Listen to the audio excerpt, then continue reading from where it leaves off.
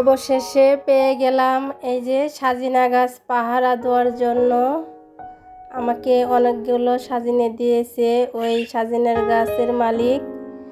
আমি জানালা দিয়ে প্রতিদিন সাজিনাগুলো পাহারা দেই, এই জন্যই আমাকে এই যে জোর করে দিয়ে গেছে, আমি নিতে চাইনি। তারপরে অনেকগুলো সাজিনা পারছে, তো বলতেছে ভাবি এইটুকু তুমি নিয়ে রান্না করো, যেহেতু তোমার বাসার সামনে গাছটা। পরে নিয়ে নিলাম। আর এই যে সকাল সকালে কিন্তু আমি এই ব্যালকনিটা পরিষ্কার করে দিলাম।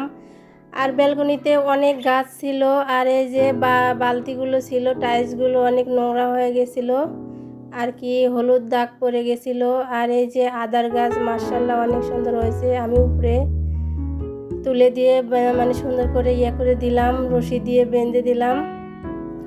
আর ওই যে সাজিনার গাছ দেখতে পাচ্ছেন, আজকে অনেকগুলো সাজিনা পেরে নিয়ে গেছে, আর আমাকেও অনেকগুলো দিয়ে গেছে। আজকে আমি এই সাজিনা দিয়েই আলু দিয়ে মাছ দিয়ে ঝোল রান্না করব।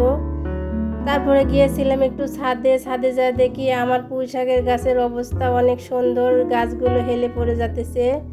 তাই একটু এই যে খোঁটা দিয়ে দিলাম, বান্ধে দিয়ে দিলাম, আর যাতে এই গাছটা পেঁচে ধরে।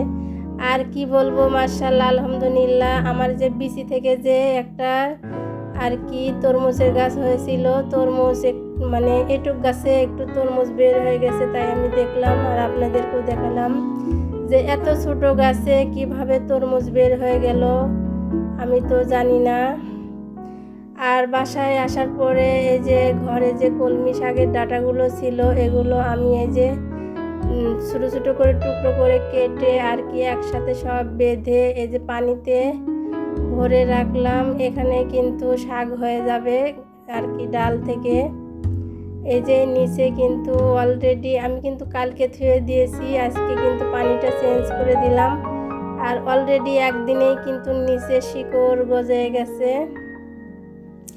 আর এই যে রান্না করব মাছ দিয়ে, এই যে সাজিনাগুলো কিন্তু আমি কেটে ধুয়ে আর কি পরিষ্কার করে নিলাম, মাছগুলো চুলায় দিয়ে দিলাম।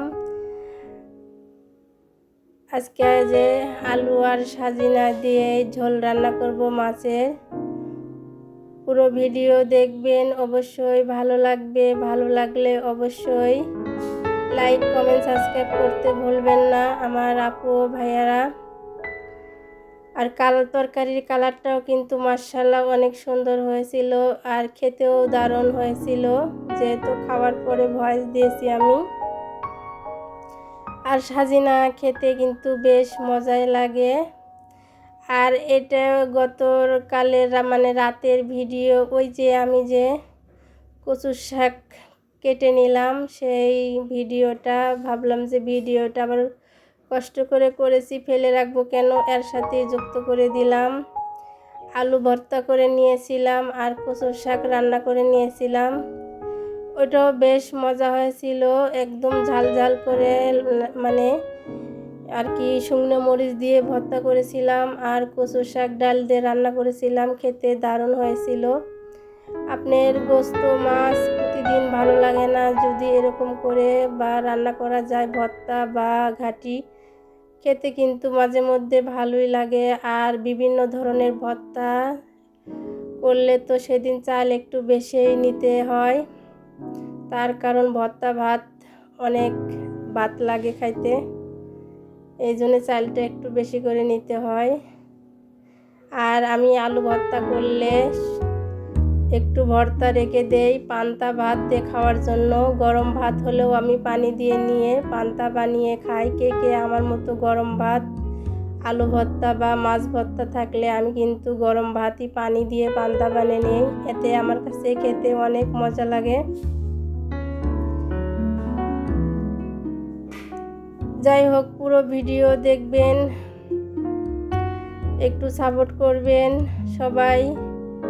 আর সবাইকে সাপোর্ট না করলে কেউ কখনো এগিয়ে যেতে পারবো না। রাগ করে তো ভিডিও ছেড়ে দিয়েছিলাম, কিন্তু দুঃখের বিষয় কি করব, বাসায় বসে ভালো লাগে না, কাজ কাম তো প্রচুর করি, যে এই কাজ কামগুলো করি এগুলোই ভিডিও করে ছাড়বো। যাই হোক, একদিন ভাইরাল হবই ইনশাআল্লাহ, কষ্টের ফল বলে মিষ্টি হয়।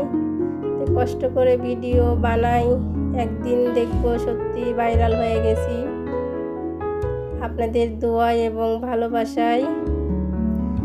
আর আমি একটি সুখবর দিতে যাচ্ছি, আমি অলরেডি ঢাকা শহরে কিছু জায়গা কিনতে যাচ্ছি। দেখে পছন্দ হয়েছে, যদি জায়গাটা কিনতে পারি অবশ্যই বাড়ি করব, সুন্দর একটা বাড়ি করব। আপনারা দোয়া করবেন, অবশ্যই দেখতে পারবেন। আর এই যে অনেকগুলো পেঁয়াজ রসুন কেটে নিয়েছি, আমি এই যে কচু শাকটা আর কি বাগার দিব। কচু শাকটা আগে ডাল দিয়ে প্রেসার কুকারে সিদ্ধ করে রান্না করে নিয়েছি। আদা রসুন ময় মশলাও বেটে দিয়েছি। এখন এই যে বেশি করে রসুন আর পেঁয়াজ দিয়ে তেলে দিয়ে দিব। আর রান্না করার পরে তেলে দিলে কিন্তু স্বাদটা গ্রানটা অনেক সুন্দর হয়।